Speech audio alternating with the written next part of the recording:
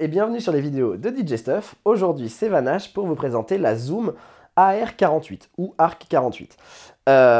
C'est une nouvelle version puisque avant il y avait eu la version ARC96 qui était avec un cercle plus imposant.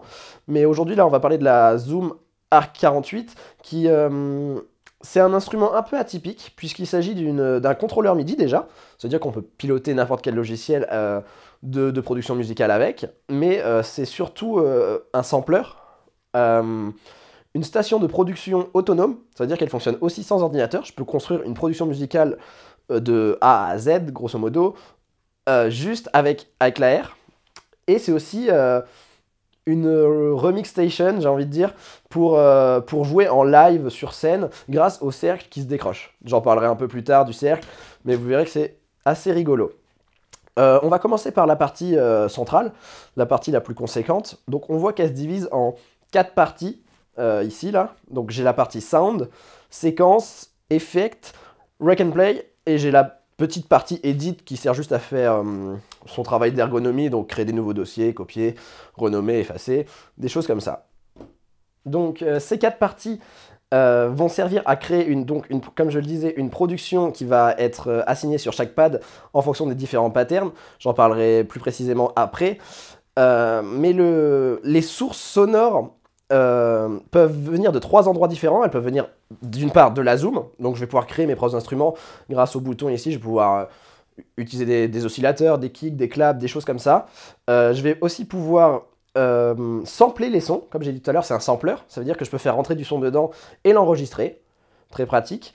Et troisième source de son, par carte SD. Ça veut dire que si j'ai des samples sur mon ordi ou des sons qui m'intéressent, je vais pouvoir les mettre sur ma carte SD, la mettre dans la Zoom et les récupérer dessus. Donc je vais pouvoir jouer avec ces 3 sources de son pour créer un peu ce que j'ai envie. Donc maintenant on va parler, donc, comme je le disais, des 4 catégories, donc sound, séquence, effect et rec and play. Le but étant donc de créer une production musicale ou plus un assemblement de patterns pour les mettre sur les pads et pouvoir les jouer en live ensuite.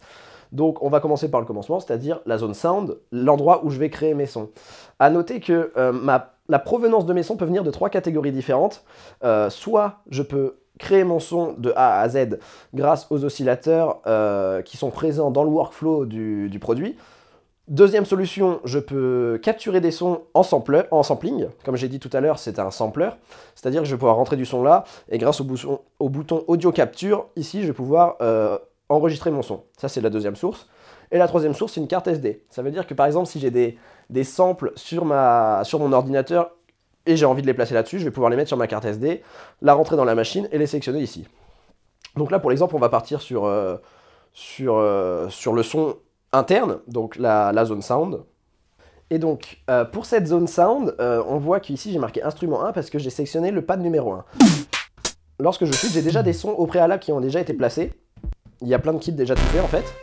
Et donc là, instrument 14, 15, 16, nous on va prendre le 1. Il y a déjà un kit tout fait, mais si j'ai envie de le modifier ou d'en créer un autre, je vais appuyer ici et je vais aller dans l'editing du kick. Je ne vais pas rentrer dans tous les paramètres de l'édition d'un kick, puisque c'est assez long et c'est pas forcément le sujet, mais tout est paramétrable ici. Donc là, je peux régler mes octaves, le chromatique. Bon, pour un kick, c'est pas très important, mais voilà.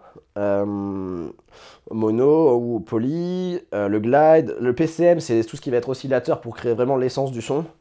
Avec le pitch, si je veux le mettre à l'envers, ce genre de choses. On a le pitch mode aussi qui sert à toujours décortiquer le son et vraiment le modeler comme on a envie de l'avoir au final. Le noise pour ajouter un bruit, après je peux rajouter des effets, bref. Tout ça, il y a un filtre aussi, je vais pouvoir vraiment créer le kick dont j'ai envie. Une fois tout ça fait, je peux aussi régler la couleur, pardon. Donc là j'ai mis la couleur 1, mais je peux changer, donc rose, voilà, comme ça. Donc moi les kicks j'aime bien les mettre en rouge, donc rouge c'était très bien. Et voilà, donc je vais retourner voilà, ici. Et donc le but maintenant ça va être d'enregistrer ce kick par exemple tous les 4 temps. Pour ça, je vais avoir besoin du mode pattern. Le mode pattern, c'est ici, qui est dans la zone séquence. Le pattern, visuellement, il se voit ici. Il y a 32 boutons qui correspondent à ma grille rythmique. Ça veut dire que si, admettons, je veux un kick tous les 4 temps, je vais devoir appuyer tous les 4 boutons. Donc là, ils sont marqués en noir.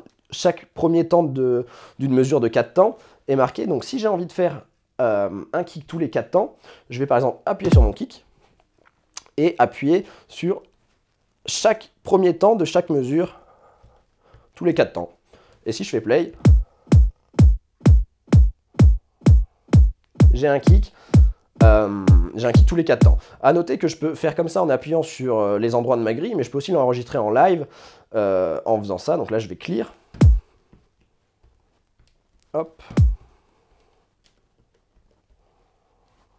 Ah oui, clear séquence. Je vais faire OK, voilà. Et ici, yes. Voilà, j'ai plus mon pattern. Je peux aussi l'enregistrer à la volée en faisant rec and play.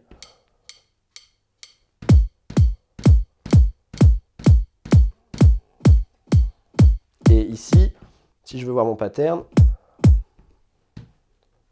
on s'aperçoit que j'ai bien mon kick ouais, tous les 4 temps. Enfin oui, tous les 4 temps. Et voilà, après ça marche pareil pour mettre un clap. J'ai mon clap ici. Si je fais rec and play.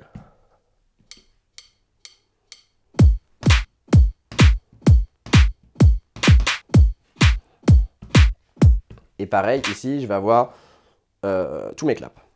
Donc ça, c'est une manière d'enregistrer. Donc, soit je place sur ma grille, soit je vais faire rec. À noter que pour la création de son, donc soit j'ai en mode pad, ici, donc, où je vais avoir un son différent sur chaque pad, soit je peux décortiquer un pad en scale. Scale, c'est la gamme. Donc, en gros, c'est pour sur mes pads, avoir toutes les notes que je vais pouvoir retrouver sur un clavier MIDI, ou un clavier n'importe lequel. Pour ça, je vais prendre un synthé. On va écouter ce que j'ai. On va prendre ça, par exemple. Et ici, si j'appuie en mode scale, on voit que le jog, j'allais dire, l'anneau s'éclaire. Donc, en bleu, ce sont les notes que vous allez retrouver en bleu. Pardon, c'est les notes que vous allez retrouver en noir sur votre clavier, les petites notes noires, donc tout ce qui est dièse et bémol. Et en blanc, ça sera toutes les notes, les grosses notes, les blanches, comme do, ré, mi. Donc là, ici, j'ai toute ma gamme qui est parfaitement réglable dans les paramètres. Donc voilà, donc ça c'est le mode pad et mode scale, et on a un peu fait le tour pour le mode sound. Donc après, comme je le disais, pour un synthétiseur, par exemple, je vais pouvoir vraiment tout changer les paramètres. Pour l'exemple, on peut s'amuser à en faire un. Donc je vais prendre mon synthétiseur que je vais vouloir modifier. Je vais aller dans les réglages internes, et comme j'ai dit tout à l'heure, dans PCM, tout ce qui...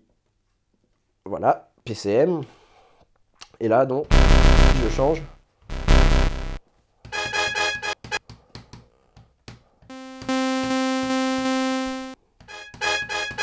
J'ai un synthé plus ou moins classique. Après, je peux encore changer tous les paramètres. Là, c'est juste paramètres de base. Je vais pas tous les faire, hein. Mais j'ai une multitude de sons. Tous réglables. Voilà, donc ça, c'était pour le mode sound. Le mode séquence, donc, une fois que j'ai réglé tous mes sons et que je les ai alignés sur ma grille, j'aurai donc un pattern. Les patterns, c'est ici que je vais les gérer. Donc voilà, une fois que j'aurai créé... mes patterns que je vais placer donc sur mon son, je vais pouvoir jouer avec ces différents patterns sur la corolle en switchant de pattern en pattern comme ceci. Donc là j'ai l'Aude Vanache 1, c'est un projet que j'ai fait, rien de méchant. Et donc je vais prendre un pattern au hasard, donc là j'ai lancé celui-ci, et je vais pouvoir switcher de pattern en pattern toujours en suivant le rythme de la musique.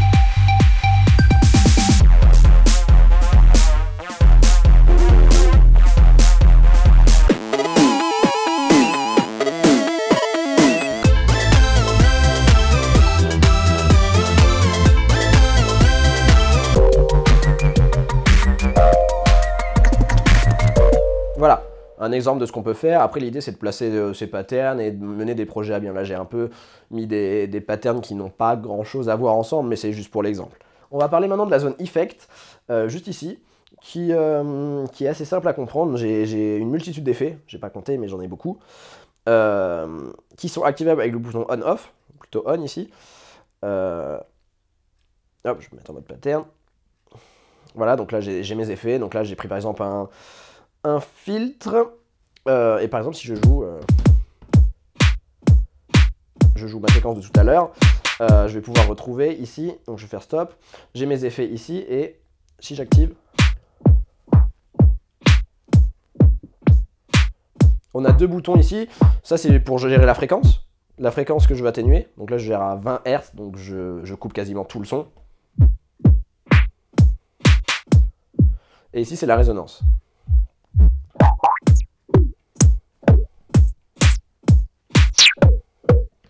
Voilà, donc j'ai une multitude d'effets. J'ai des effets combinés, comme par exemple un filtre plus une reverb, ici.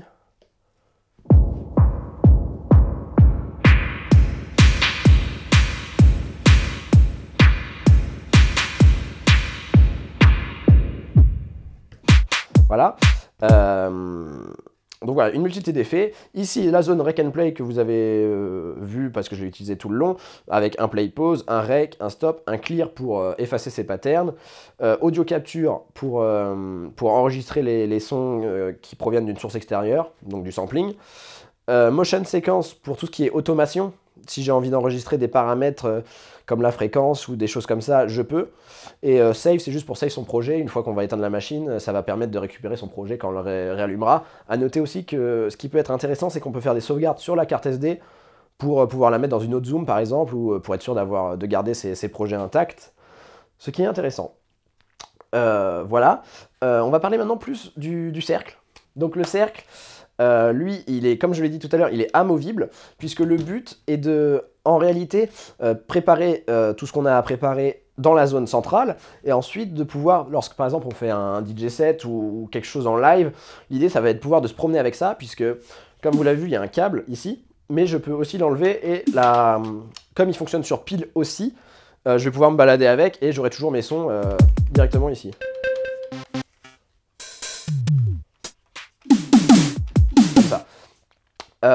Vous avez vu, là je le tiens de cette manière parce que ça peut être assez problématique. Si je veux l'attraper, ici je vais jouer des sons, ce qui va être un peu embêtant. C'est pour ça qu'il y a le bouton point ici qui me permet de choisir une zone morte. Donc là je vais prendre ici, et cette zone ne marchera plus. Donc là je vais pouvoir me saisir et j'aurai mon pad en main pour pouvoir jouer les sons comme j'aime. Donc voilà, donc ça c'est le bouton point. On a le bouton solo et mute pour solo et mute certains instruments. Le mode pad et scale comme sur la zone centrale avec le pad et le scale. Ici, play pour lancer la séquence. À noter ensuite donc là je suis en mode scale. Voilà. Et ensuite, j'aurai en dessous, on voit que j'ai ici trois boutons arpégiator, effect et split. On va commencer par le mode split qui est très intéressant. Le mode split donc qui va nous servir à splitter comme son nom l'indique. Je vais reposer l'anneau sur la base pour pouvoir montrer. Donc je vais enlever ma zone point, comme ça je vais récupérer mes 4 pads ici. Et je vais me mettre en mode pad. Et le mode split, si j'appuie dessus, il va couper mon anneau en 4 parties. Ce qui est beaucoup plus simple pour le live, puisque des fois en live, je vais peut-être me tromper de bouton et appuyer sur le mauvais sans faire exprès. Et donc là, au moins j'ai 4 zones et je peux appuyer avec toute ma main. Là, ici, j'ai mon kick. Ici, j'ai un hi-hat. Là, j'ai mon clap. Et là, j'ai une caisse claire. Donc, l'idée, là, c'est de pouvoir... je vais délimiter une zone morte. Hop. Et donc, je vais pouvoir jouer dessus comme ça, en plus de mon instru, puisque je peux faire play. Je peux quasiment tout contrôler avec, donc avec l'anneau seulement, une fois que j'ai fait tous mes réglages dessus. Donc ça, c'est vraiment pratique. Je vais pouvoir rajouter mes instruments comme ça. Donc ça, c'est pour la zone split. La zone effect, je vais reposer l'anneau, qui permet d'activer la zone effet ici. Donc par exemple, si je fais play et que j'active mon effet ici, tout de suite, il est filtré.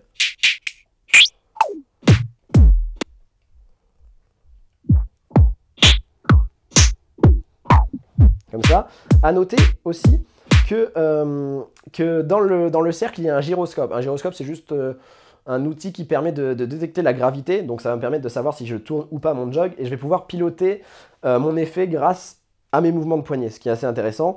Pour ça, il suffit de l'activer, puisque je ne sais pas si vous avez vu, mais autour des 32 petits pads qu'il y a ici, il y a des fonctions. Donc il y a pas mal de fonctions d'ergonomie, comme l'éclairage des écrans et plein de choses comme ça. Mais il y a aussi le mode X, Y, axe, qui permet donc justement de gérer ça. Donc là, il dit qu'il n'y a rien. Je vais régler donc sur le knob 1, donc c'est celui qui gère la fréquence. Je vais le régler comme ça, hop. Voilà. Et je vais partir. Et là maintenant, si je fais hop, si je fais play, je vais activer mon effet du coup sur l'arc.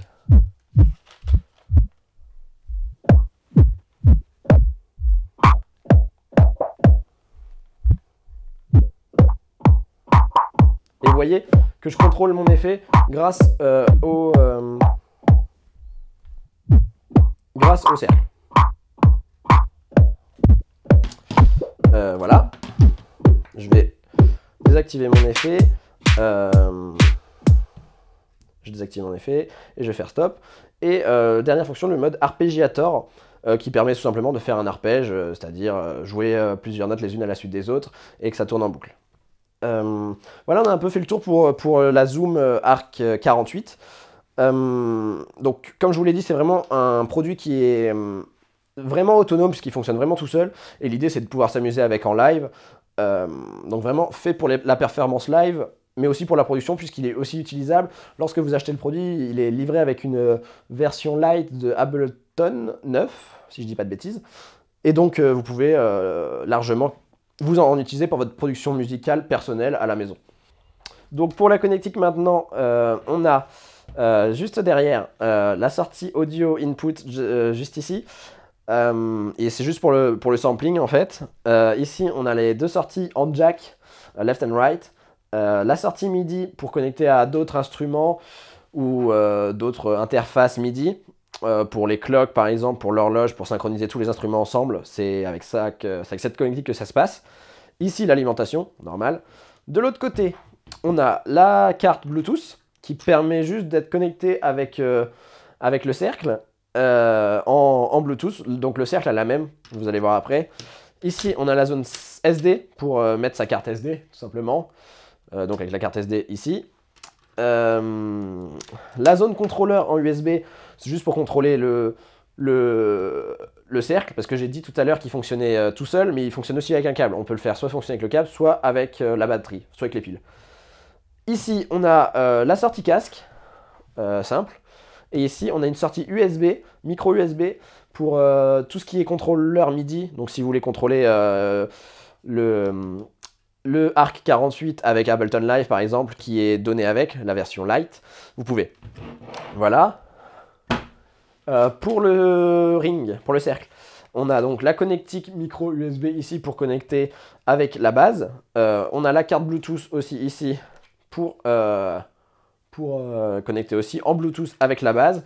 Et on a une zone avec les piles ici pour mettre des piles pour que quand il fonctionne sur batterie, en réalité il fonctionne avec des piles.